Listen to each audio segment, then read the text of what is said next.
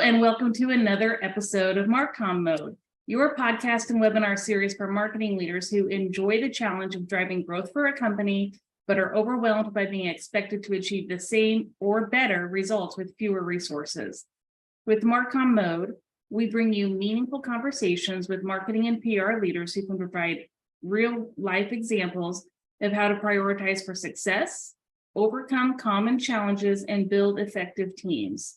Of course, we also discuss what's working well in producing results while sharing some best practices for generating three things that are most important to marketing leaders: healthy pipeline, brand awareness, and of course, achieving revenue goals. As always, I'm your host, Kristin Jones, and we're fortunate today because we have a special guest, Alan Tam, who is the CMO at Actium Health, a health IT company that's leading the way in proactive patient engagement. Now, Alan is an accomplished marketing leader. I've known him for a long time. He has a deep skill set in product marketing, brand building, and new business strategy for growth-oriented companies like Actium. Welcome, Alan. We're lucky to have you. Thanks so much for joining. Thanks, Kristin. Happy to be on this show. Really excited to start the conversation today. Absolutely. Why don't we start by just having you take a minute to tell us about your current job and what you love most about your role and why. Sure, absolutely. So as you stated, I'm the Chief Marketing Officer at a health tech startup called Actium Health. And my goal here when I joined the company was to really build out the marketing team and function and to scale it as the company continues to grow. I'm really excited about this job because it's meaningful from the perspective of being able to help patients and healthcare consumers get the care they need. Today, we market to the non-clinical side of healthcare. I think they are the unsung heroes, if you will, of healthcare. When you talk about saving lives, typically they're the providers, the actual physicians themselves. But the non-clinical side of healthcare plays such a critical role in terms of building those relationships with healthcare consumers, making sure that they come in for the care that they need and getting them in front of the providers.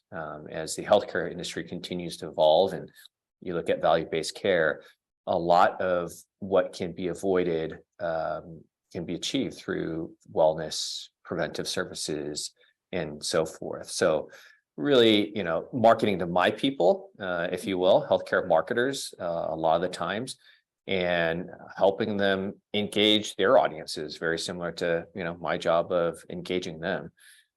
So that's what I love most about my job. And it's just very meaningful that I can talk to other marketers that are making a big impact in people's lives.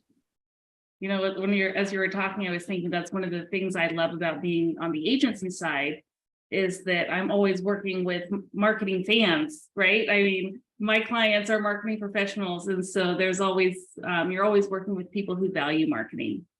So that's always a plus when you're trying to get through the daily slog. Absolutely. Now, as a marketing leader, of course, I'm sure we're all facing challenges in our roles, especially in the economy right now. But what are your biggest challenges as a marketing leader at Actium Health? And then, of course, if when you think about those challenges, what's at stake if you don't find a solution? Sure. I think with any marketer, regardless of the size of the organization you're in, it's always budget prioritization, right? Probably a little bit more true at a smaller startup like Actium Health. But even amongst our clients, these are big hospital systems, multi-billion-dollar organizations. They struggle with the same challenges of budget and prioritization. You're always being pushed to do more with less, more with less. And then as you continue to grow, how do you scale? And sometimes, your budgets are cut, but you're expected to do more. So how do you achieve that balance? And I think that is the biggest challenge for any marketer. The work in itself is fun. It's not easy, but I think the rest of it is much easier to execute. But as we take a step back, especially with a startup, how do we build the pipeline that we need? 2, 3, 4 quarters out. One of the key things that I always talk about, whether I'm advising companies or interviewing or whatnot. Marketing is a marathon. It's not a sprint, right? I can make little impact to the current quarter. But if you're talking about building a pipeline for next year, hell yeah. That's what we're here for. And what's at stake is revenue and sustainability of the business, right? I don't want to pat myself on the back, but I think marketers are the backbone.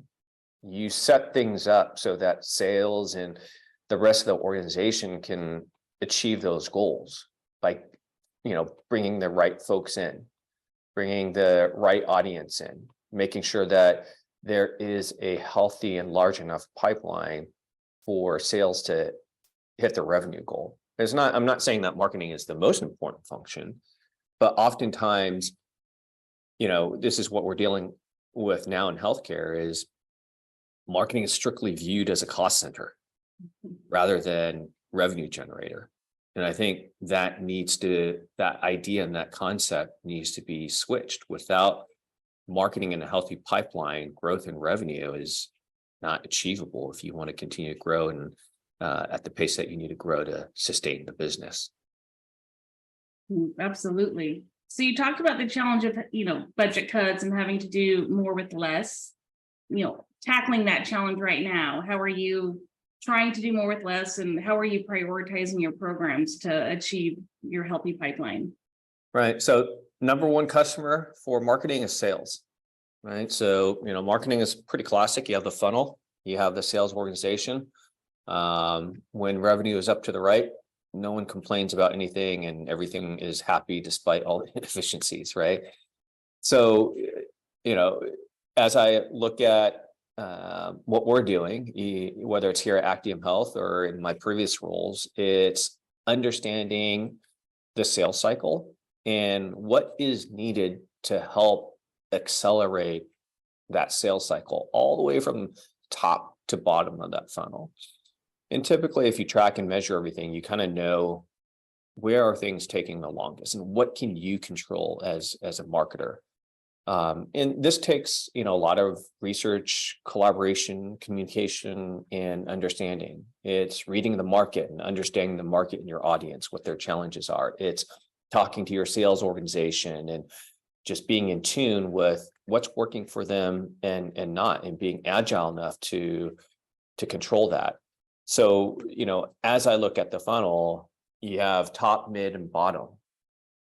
What's the slowest part? What part is most inefficient?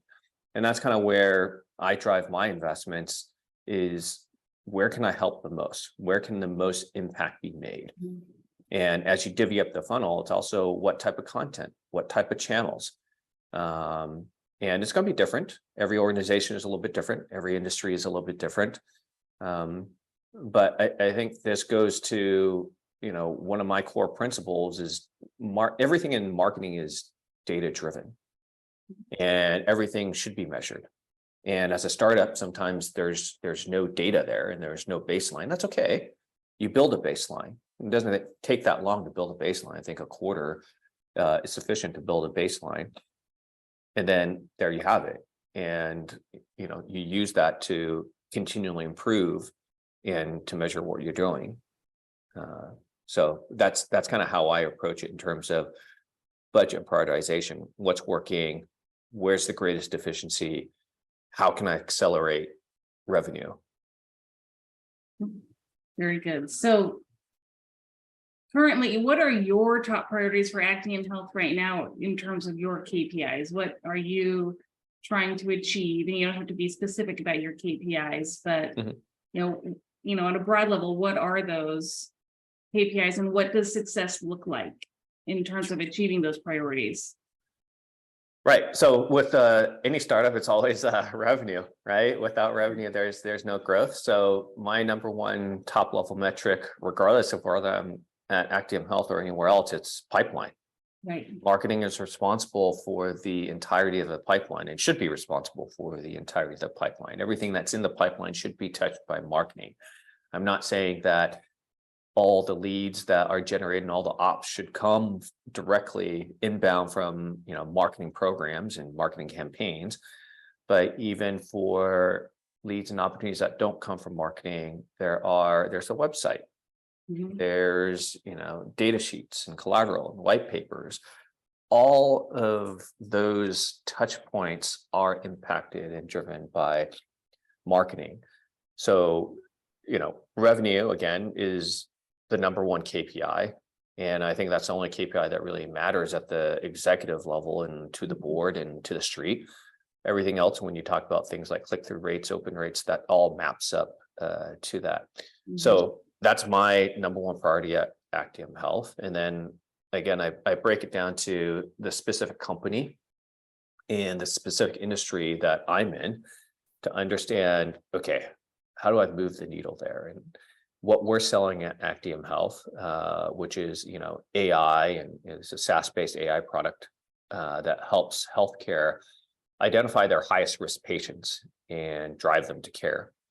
And with healthcare, I think they're behind in terms of technology adoption. So one area of impact that I've been really focusing on is top of funnel, is education and awareness. Few industries are as behind as healthcare. They're one of two industries that actually still use fax, for example. And there's still a lot of billboards being used. There's still a lot of direct mail pieces. And, a lot of these health systems are just starting to implement CRM technology today, which is like a technology that, came about, I think, started in the 1980s, right? And they're still just now adopting that technology. And so within healthcare, there's a significant need for education and awareness. What is possible? And what healthcare needs to do, in my opinion, is not revolutionary. If they just look at any other industries, they've already solved a lot of those problems. Now, true, there's rules and regulations and whatnot, but the models are there. I'm not saying take the same model, but you customize it for what your particular needs are. So I've been focusing a lot on education and awareness and helping healthcare marketers understand the technology at play, especially because we are a AI company. I'm sure that for those of you in the audience who are following AI technology and Sam Altman in front of the Congress talking about AI and what's needed, there's a lot of education that needs to take place. And it is about transparency. It is about understanding how the technology works. And I think the fear comes from not understanding. So this goes back to my area of focus to build the pipeline is a lot of focus on top of funnel around education and awareness. And with that, how do you do that? A lot of content, helping people explain and understand the technology. What does it mean? What use cases? What you should be thinking about? How does it work? And why is this important?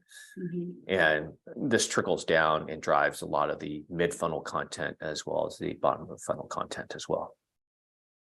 Oh, I love that. We were talking about revenue being the ultimate goal, which it obviously is. And I was listening to another podcast. They talked about, the three buckets that it should be a shared goal between marketing and sales, and that, and these are just general numbers. It would be specific by company, but 1/3 should be marketing generated. 1/3 should be, outbound generated, like a SDR or a BDR.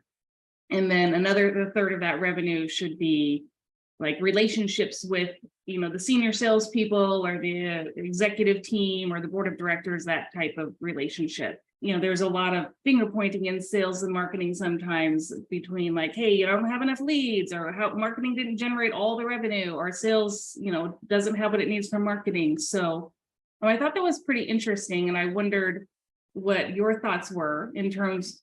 The other point that they made was that it's not a third. It's a shared goal, and that you should strive for those numbers, but you're one team, and maybe one quarter someone will have 2/3 or etc. But I'm interested in your take on that dynamic of the split.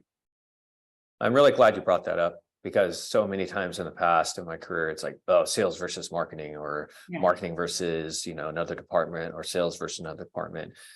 And I think that's why I prefer startups and smaller companies. It's, and you hit the nail on the head. It is one team. It's one company. We live and die together. And I go back to, a lot of people use sports analogies for this, right? And I use basketball for those of you in the audience that understand the game of basketball. There's 5 players on the court. And if you lose, it's not, the center didn't do his job and play defense. Oh, the point guard didn't pass right, or this guard didn't make the necessary number of baskets. It's not that. It's you're a team, and even star players have off nights sometimes, and that's okay. You pick up the slack and you continue to move forward as a team. And so I think for me, that's why I always prefer smaller organizations where it's focused less on the politics and finger pointing, and focus more on the goal and what can we do together. And it's very similar to how I run and build my teams. Like, I don't care if you messed up. I don't care what the problem is. Come to me with the solution. What are we going to do? What's done is done. There's nothing that we can do about it. That was in the past. What's the solution moving forward?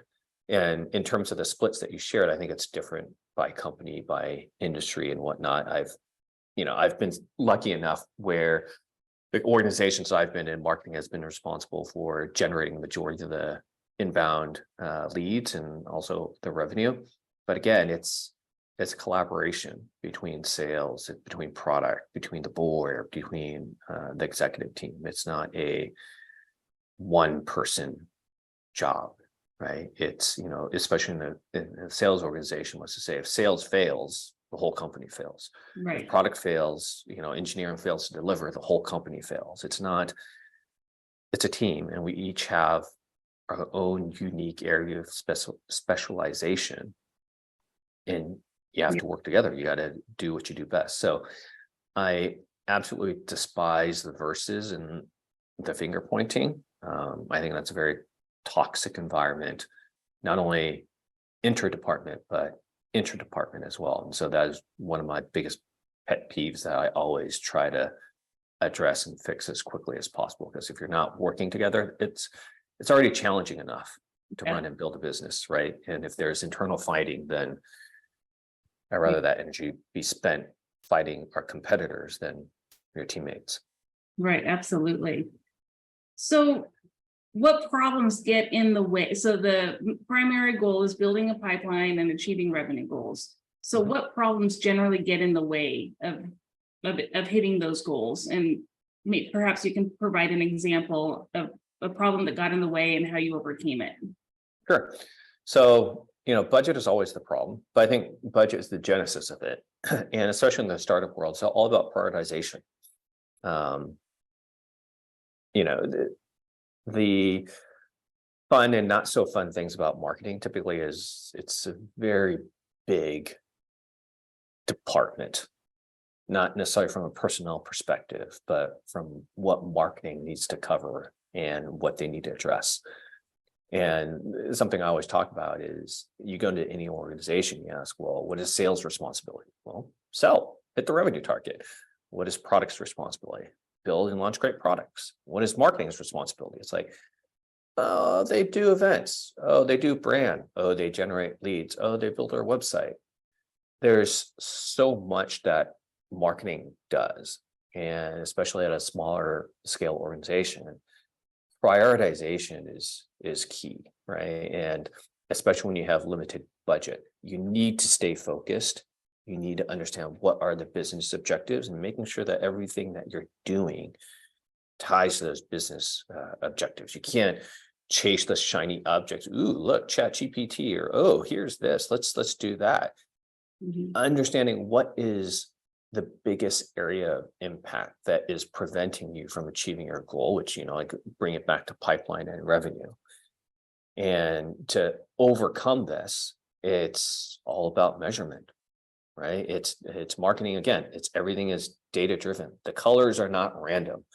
The placement of the button is not random. It's not pulled out of the air because Alan likes this color or likes a rounded button versus a more angular button. Everything is tested and measured so we understand why something is the way that it is. And I go back to, it's okay if you don't have it, measure it, test it, experiment. And that will help you prioritize and understand where you can make the biggest area of impact. Where are leads getting stuck? Yeah. Right. So, I'll share with you examples of past is understanding how the entire funnel moves. What's the conversion rate between, an inbound lead to qualified lead to sales qualified to op, et cetera? How much time are folks spending in each of those stages? Understanding that, then you can focus, wow, it's taking way too long for folks to follow up on these leads. How can we shorten that time period? What's needed there? Is it, more content?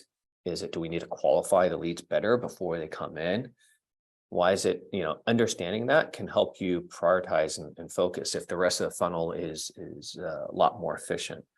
And so hopefully, that gives you a clear idea in terms of how I'm thinking about it is, again, time to revenue.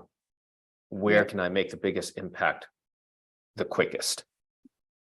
Right. And if you measure everything, then you know exactly where you should focus. Right. And sometimes it's this quarter, I'm going to focus on this piece. And then, you know what? We made a 20% improvement. Great. Can we make another 20% next quarter? Or is this good enough? And let's focus on the other area. So to me, it's pretty straightforward from that perspective, is just measurement and being able to show and present back to your partners, sales, the board, executive team, CS, other, product team. This is what's working and this is what's not. And getting ideas from, these your internal partners, I think, are also very critical in having that level of transparency. Here's how we're measuring stuff, and here are the results. Here is why I'm choosing to invest in this. Do you guys agree? Here's the data behind it, right? So this goes back to your earlier question about finger pointing. It's like, we're all in this together. I'm transparent. I'm showing you how I'm making my decisions. You're involved in that process. We all agreed to align on this because we're trying to hit this goal. And if you don't agree that this is the area that we should focus on, cool. Where should we focus on and why? And show me the data that says we're going to do that. Yeah, I love that approach. One of the things that you mentioned is accelerating the sales funnel. Now, we all know healthcare, especially in enterprise healthcare, is a very long sales cycle. And right now with the economy and some of the financial problems healthcare is having right now, that cycle is getting longer, like 3 to 6 months longer. What has worked for you in terms of accelerating the funnel and accelerating those deals through? I think it's, content pieces. I think moving people from the top to the middle and even accelerating the middle has been something that we focused on. I think we've done a fantastic job currently on getting to the champion, finding the right person, and getting things to move forward. There's other parts that we cannot control, which is like procurement, legal, security. We just go into it's funny, we just go into a inbox, right? And the way that those departments that I've learned and have observed are working, it's not by prioritization, it's by first in, first out type of ordeal. So you focus on what you can control, which is how quickly can I get the champion to get the verbal, get the signature, ensure there's the rest of the procurement process. And you control what you can control. And, obviously getting in ahead of time, right? Getting into understanding when physical planning happens, understanding, within healthcare, one of the things that we're also experimenting with are things like risk-based pricing. And can we, is that something that can accelerate the opportunity? Pilots, to kind of prove use cases, proof points, and then automatically transition over to an agreement, assuming we hit specific milestones. Those are things that we're experimenting with. But going back to what we can control. It's the continuation of proof points. I think mid-funnel case studies, right? And evangelists of your product and your services. Those go a long way, right? Healthcare, oftentimes everything is by referral. It's a very small world. Everyone knows everyone in healthcare. So, how can we leverage our existing clients to, evangelize and to share our message, because that's more powerful than anything that we can ever say. And that has typically helped a lot in terms of, the top and the mid funnels. And so that's been one of the areas that we've specifically been focused on. Yeah. The idea of, having your champion, identifying your champion is really important. The other piece that I think you would agree with is that, arming that champion, that champion has to sell things internally too. So arming that champion with the content he or she needs to sell internally. I was reading somewhere about they had a champion and they sent him an email and he just forwarded it. So making sure that if we're going to send an email that we think that the champion is just going to forward, write the email for the champion to send under his own name or her name, and help them, have the talking points that they need internally to make the sell. Absolutely. I think you make a great point. And there's a lot of examples that are out there, especially with the example that comes to top of mind are often conferences. I know that Adobe conferences, they do a fantastic job of doing that. If you go to whatever conferences they have, why should you attend? And they actually have a template already in terms of that you can start with literally to forward to your boss in terms of, hey, I should attend this Adobe conference. And the letter's already written now. Now with ChatGPT, you may not need that anymore. But that's exactly right. What you're saying is, how can you help anticipate and help your champion overcome internal challenges that they're dealing with? Yeah. And they're already busy doing a million other things. If you can help them have the presentation in a box, then that they can just prep with you and then go and sell it internally. That's really useful. Absolutely. So tell us one thing that, your job is to generate revenue and build pipeline. What's the one thing that you think has worked best for you to produce results? Yeah. So one thing that we experimented with, and it's really taken off, is actually a podcast called Hello Healthcare. That was born out of the fact that we're doing a lot of LinkedIn webinars, which we didn't find very effective for many different reasons. And we toyed with the idea, well, what if we did a podcast? And that has really been fruitful. Our podcast, Hello Healthcare, has been out for less than 2 years. It'll be 2 years in August. And we've had over 33,000 downloads. And our average listens per episode is over 700 at the moment. And the reason why we started this podcast was born out of, when we had this idea when we were doing the webinars. It was, I would say, still the first half of the pandemic. Everyone's webinared out and no one wants to be in front of the screen anymore. And so what we did with the podcast is, well, maybe the fact that, when you have to pay attention and watch something, you typically don't watch and pay attention. But if I could listen and work, it would be, something that people would be more open to. Or even, it's funny, some of the folks I've talked to that listen to our podcast, oh, I just listen to it when I cook. Or, for those that do have to go to the office, which is healthcare, they listen on the commute, which is what I typically do. I listen to podcasts on a commute.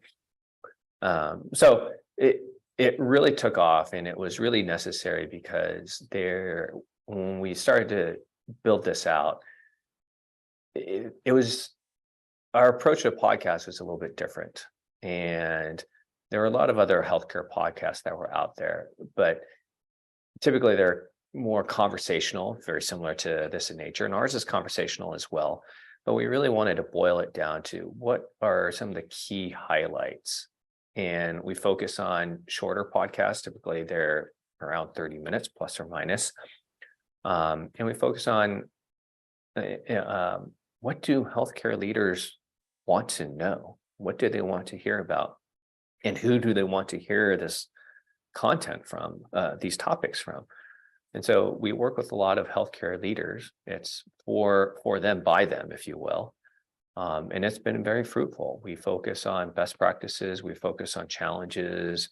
We focus on very similar, a lot of the topics that we're talking about here, but specifically around healthcare. So that's been, again, amazing. The growth has been like a hockey stick. And where we work exclusively with HPMS as well as HCIC, where they're exclusive podcasters. We produce the podcast in conjunction with them. We have on-site recordings that provide video component as well as a audio component.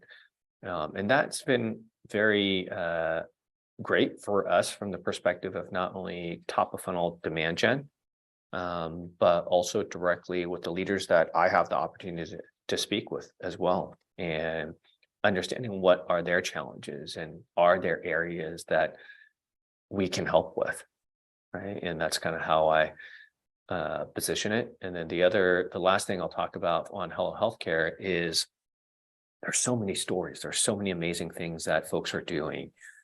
I want to build a platform for that community to showcase and talk about how they're innovating, because more of healthcare needs to do that. And when you go to conferences, especially in the midst of the pandemic, there's no conferences. Two, even as we're ramping back up, I think we're getting close back to pre-pandemic levels, but it's still very limited. Not everyone can travel to these conferences. So what better way than to provide a platform like a podcast to get their stories out and to share it and to educate the rest of the market. And the more educated the folks are, I think it's a greater opportunity for everyone, including Actium Health. And I'll just say that I have started listening to podcasts for about 2 years ago. And it was actually my kids that got me into listening to podcasts, because as we all know, my kids are 20 and 17, and they've been listening to podcasts since like 9th grade. And so they can, as we all know, they consume information very differently than we did or were used to doing. And they start sharing information with me via YouTube. They learn so much on YouTube. They learn so much on their podcasts. They share their podcasts with me. And so on our road trips, we would listen to their podcasts. And I'm like, oh, this is pretty entertaining. And so then I started listening to podcasts while I worked out. And I agree, it's something that you can consume while you're doing something else.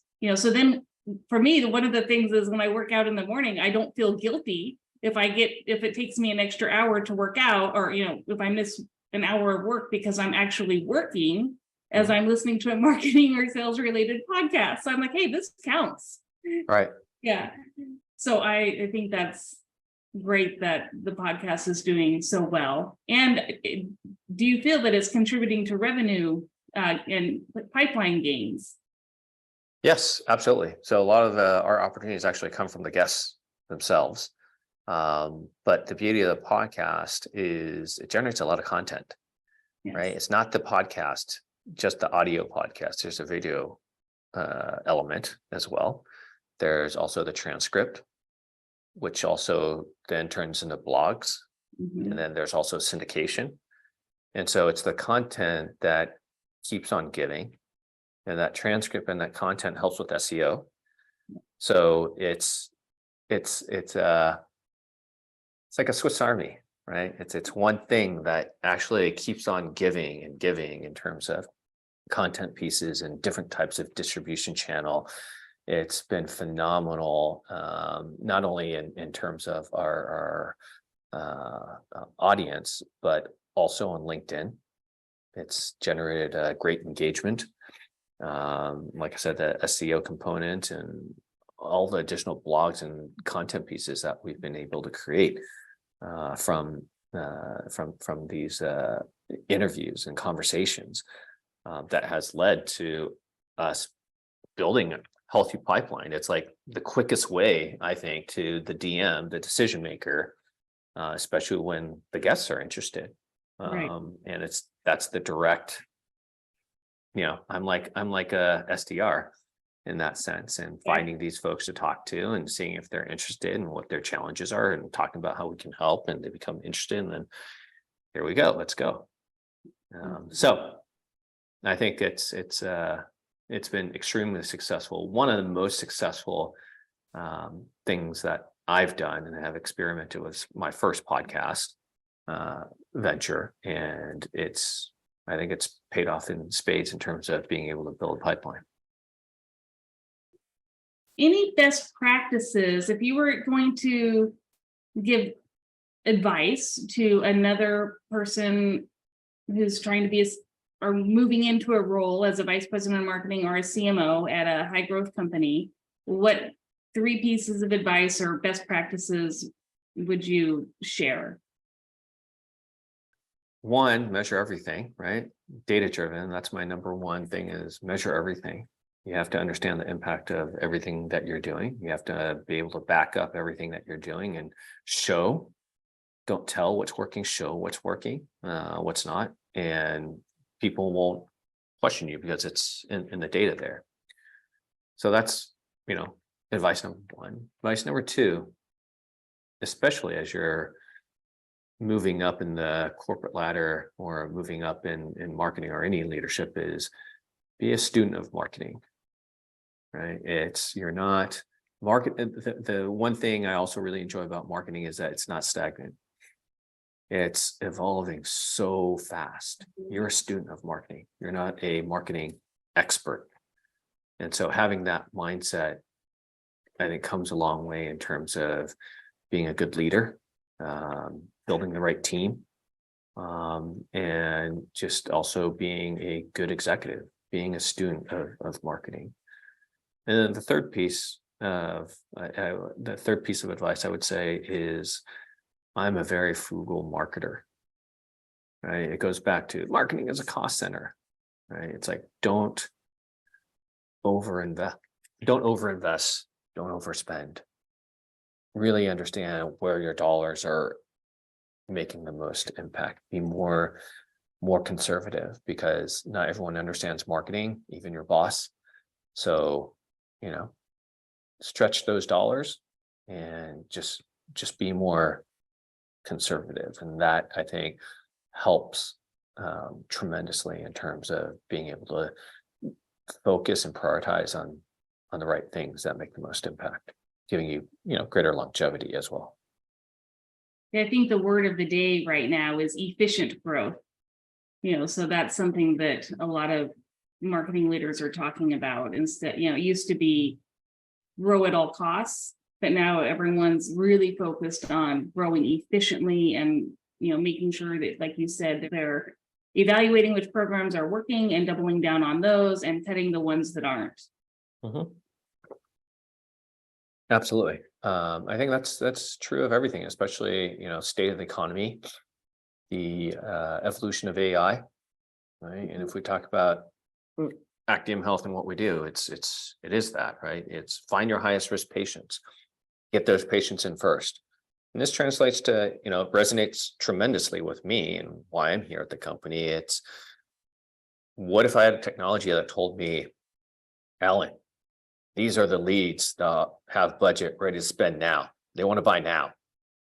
You should probably contact these leads first versus these other leads. Their fiscal is not starting until end of year, blah, blah, blah. So these are leads you focus on now, right? It's like, why wouldn't I want to do that?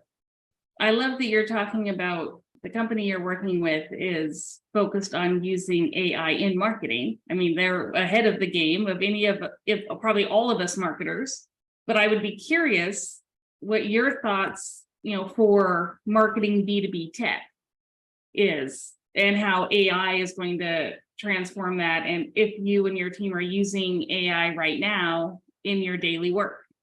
Yeah, I think AI is going to be awesome. I'm a huge embracer of technology, but it's also the Wild West right now in the world of AI. It's understanding of, we've all experimented, I'm sure, with ChatGPT and OpenAI and all these other AI technologies.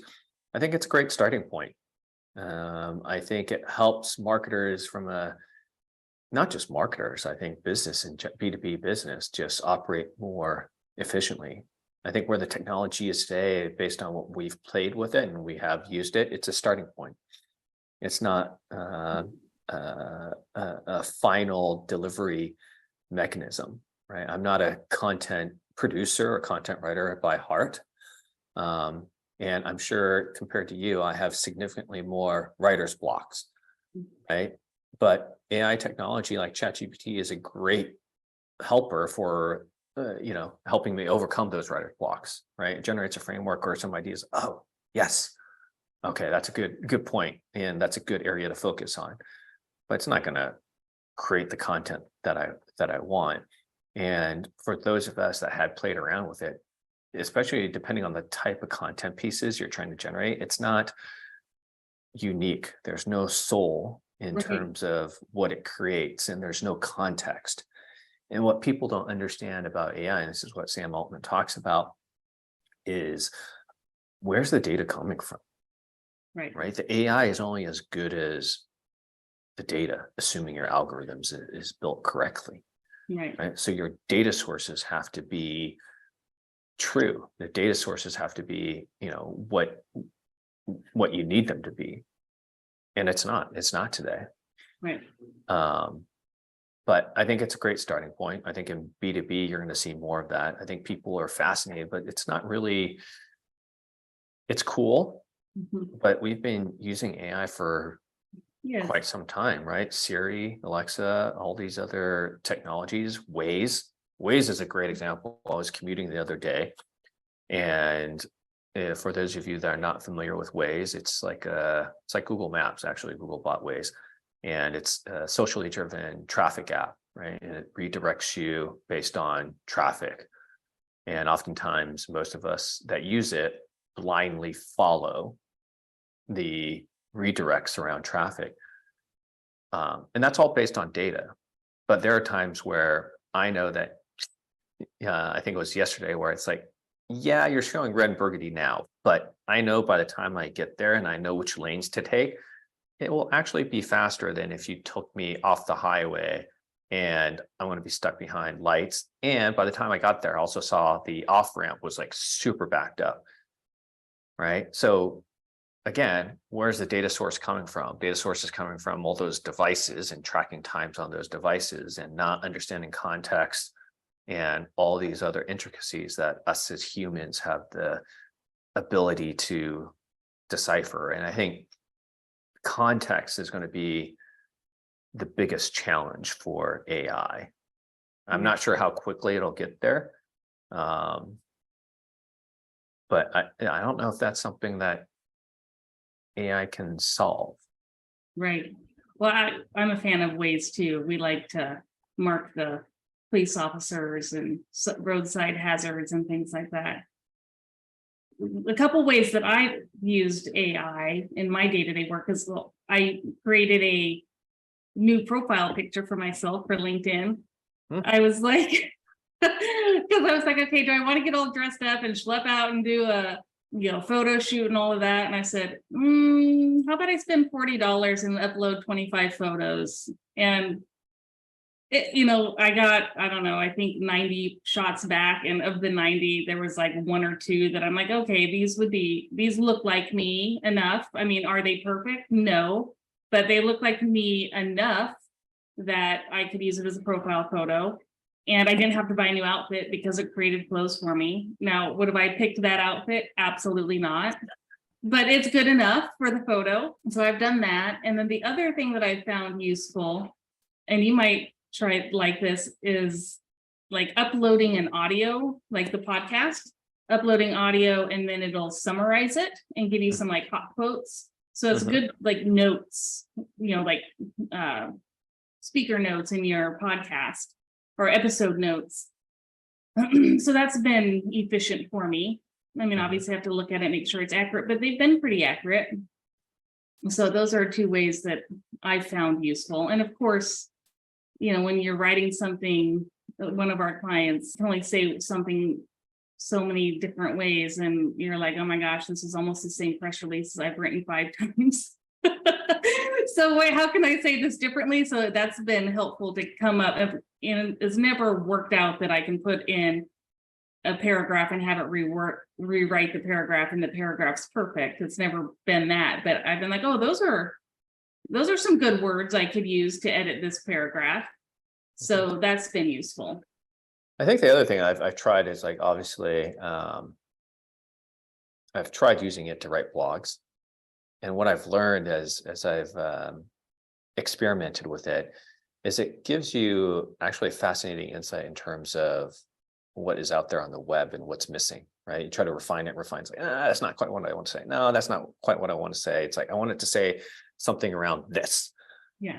And no matter how you try to tweak it, it's just the data's not out there, right? So if you're building new technologies and you're coming up with something new, again, where's the data source, right? The data source is the World Wide Web. And so it's always, at least from my experience so far, the content is always generic. Right. It's not unique. There's no soul, there's no voice. And oftentimes, if you're trying to write content that differentiates you from everyone that's out there, it can't do that. Right. It just doesn't know, because that doesn't have that data, right? It doesn't have the data that you have to create that content. So I think that's a deficiency. But in terms of, I think what you said, a framework, a starting point, I think it's fantastic, right? Yeah. If I'm trying to, like, I want to create a blog that talks about ABC, it may give you a good framework in terms of, oh yeah, I want to talk about these kind of 3 key topic areas or whatnot. But I would say it gets you at best maybe 20% of the way there. Right. So I got to tell you, so we do lots of road trips, and on one of our on our road trip from bringing my son home from college, he was playing with ChatGPT, and he would put in funny prompts, and I wouldn't know what the prompts were, right? So he would put in this prompt, and then he'd have me read it in like an entertaining voice, whatever was generated. The first thing he did was pretend you're President Biden and give me a speech about cheese, and so I'm reading, but I don't know it's about cheese, right? I don't know that was the prompt. And so then I start reading it, and I'm like, did you tell it to have a speech about cheese? And he's like, yeah. So it was really funny. And then he tried to do it for President Trump, and he's like, now pretend you're President Trump and say something, give a speech about cheese and throw in random things about the wall, building the wall. Okay. And so I didn't know, again, what the prompt was, right? But it was onto the cheese by now, and so now I'm reading it, and it's completely different in the Donald Trump voice, and his mannerisms. Gets to all these things that are great about cheese, and American cheese is the best because it's American. And then it says, but what's not amazing? And then it goes into this whole diatribe about immigration, and I was just freaking hilarious. And I was like, okay, so I just bring that up because I thought it was fun to experiment that way.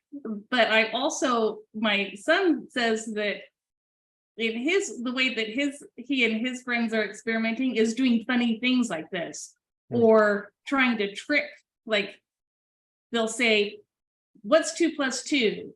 And then it'll say 5. And no, it's not, it's 4. And then, oh, I'm sorry. No, my records show it 2 + 2 = 5. No, you're wrong. It's 4. So they're trying, and then eventually they'll abuse the chatbot enough that the chatbot will be, oh, you're right, it is 4. So they're trying to train it with bad information. That is interesting. Yeah. So how do you decipher that, right? So, I mean, the web out there, there's good and bad information, right? Yeah. It's hard enough for us as humans oftentimes to decipher that. So how is AI going to decipher that? The first thought that comes to mind is, out there is nutritional information as an example, right? There's just everything that's out there. It's like, what is AI going to tell you? Right. I think I did my math wrong there. 2 + 2 is 4, and they'd say it's 5, whatever. I think but you got the gist. Yeah. But I thought that's interesting that, we're all, and they are using it some for their school work. And of course, I'm telling my son, be careful, because they can tell when something's AI generated. You can't just be having it write all your speech, So it's been an interesting conversation between not only professionals, but also a younger generation. Right. All right. So we talked about team building. So tell me about how you build out a team. One of your objectives was to build out a marketing team. So how do you build a successful team? And tell me a little bit about how your team's structured in terms of in-house, outsourced talent, et cetera. Sure. So these, I do team building based on 3 things, I guess, three principles for me. One is trust and empowerment. This goes back to my philosophy of student of marketing, which is, I always tell my teams, if I'm not the dumbest person in the room, then I've hired the wrong people, right? And I truly believe that. It's like, I want experts. I brought you on board because I expect you to know more than me, right? If I know more than you, it's like, well, why do I need to hire you? So trust and empowerment, empowering my teams and believing in them, and being a coach to help them be successful. Second principle is collaboration. Right. This goes back to what we said earlier. It's not versus. It's always we're working together. We're one team. So if you don't have that concept, you're out. And then the third piece is the culture, and that really focuses around work ethic. This is something that's the hardest piece to find, especially when you're trying to hire folks, is the work ethic piece. It's just nowadays, I feel like it's really hard to find people who are hardworking. I don't know why. I mean, I have my speculations, but that's a soft skill that's harder to find. But that's how I build my team, is based on those 3 principles: trust, empowerment, collaboration, and then culture as it relates to work ethic. In terms of how I structure the teams, in-house versus outsource, it really depends on the organization I'm at. And what I'm trying to do. In general, I try to find talent that is complementary to myself and to other folks that are on my team. I think other things that I think about when I'm building a team is coverage and succession planning, right? In case someone leaves, in case someone gets hit by a bus, I want to make sure we're covered at least temporarily, right? So the department and the company doesn't go to crap. And then in terms of in-house versus outsource, it's what am I trying to achieve, right? And that depends on the company and the industry. In general, how I think about it is I want anything that's MarTech related, the stack, demand gen, MarTech, I'd like to have in-house. I mean, these are just working with the IT folks, managing, reporting, running things. It's just much more efficient and easy. And I think from a privacy security issues, just in-house is easier. I think operations is another piece that I typically do in-house. And then a lot of the content, I like to do as much of it in-house as possible, especially from the initial generation side, just because if you have a more complex technical product, engagement with the product team, the engineering team, it's just easier to get that off the ground internally, at least initially, than having that outsourced. I think from an agency perspective, content agencies like yourself are really helpful if they're in the same industry. But to produce something from scratch on a brand new technology into a market, I think is again, time to market is going to be slower through an agency from that perspective. But once you have a baseline of content, then an agency can really help expand that tremendously and scale that. But I think the genesis of it, having it internally, is super helpful. So MarTech kind of operate MarTech / demand gen ops, and at least initial content in-house are typically, if I'm building from scratch, which I've done, those are typically the things I want to start in-house. And then agencies would be PR, design, things like that. Very good. All right, well, these have been some really great insights. I know we're right up on the hour, so I want to be conscious of your time. Been a great conversation, Alan, as usual. And I know I learned a lot, and I think everyone listening will hopefully have learned a lot as well. So again, I appreciate you being on the show, and would love to do it again sometime, maybe even go more into metrics. To everyone listening, thank you for checking out Marcom Mode and our podcast and webinar series. And make sure you subscribe. We're on Spotify, Apple Podcasts, or wherever you listen to your podcasts, you can find us. We're on YouTube as well. But before you take off, Alan, what's the best way for people to connect with you? Absolutely. It's been a pleasure. And I really enjoy our conversation. People can find me on LinkedIn. You can insert my LinkedIn profile on the show notes if you'd like, Kristin. I think it's /the Alan Tam on LinkedIn. And I'm always happy to meet and speak with other marketers or business folks. Awesome. And thanks to everyone for listening. Until next time, remember one of my favorite marketing tips: listen to your customers, not your competitors, and you will build great things. So go get it. Thank you.